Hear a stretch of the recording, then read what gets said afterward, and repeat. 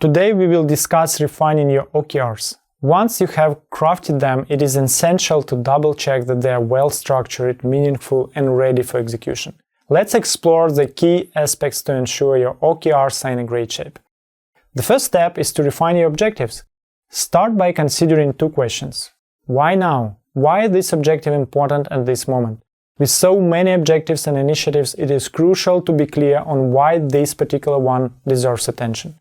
Remember, OKRs are for driving significant changes, not just planning routine tasks. How does this objective align with high-level objectives? If you are in a team, how does it align with department or company goals?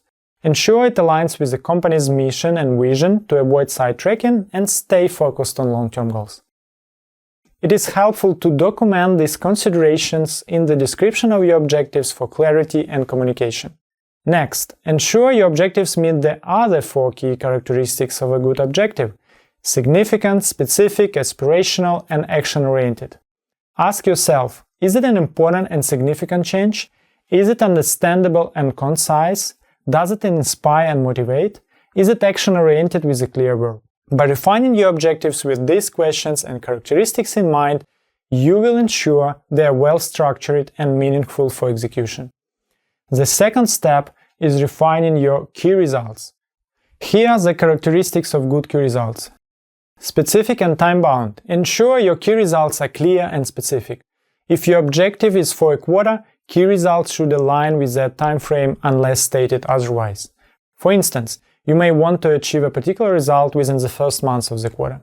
Aim for ambitious targets that drive significant change. Stretch goals are important, but remember, not all OKRs need to be aspirational. You can also have committed and learning. It is crucial to have measurable key results that you can verify at the end of the period. You should be able to clearly determine if you have achieved the key result. And limit it in number. To maintain focus, limit the number of key results to no more than 5 per objective. Ideally, aim for 2 or 3 to ensure clarity and focus. Here are some supportive questions to refine your key results. What are the key outcomes needed to achieve this goal? What are the 3 to 5 measurable ways to prove we accomplished the objective?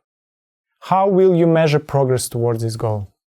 By refining your key results with these characteristics and questions in mind, you will ensure they are clear, focused, and meaningful for driving progress. Just to remind you, there are 3 types of key results: input, output, and outcome. Avoid using input results. It is okay to have output results, but ideally you should aim for outcome.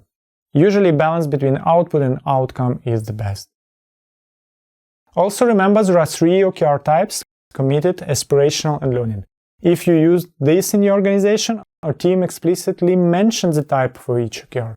This helps teams to understand the extent to which they need to achieve it. And finally, here's a refinement checklist with 8 key items to ensure your OKRs are ready for execution.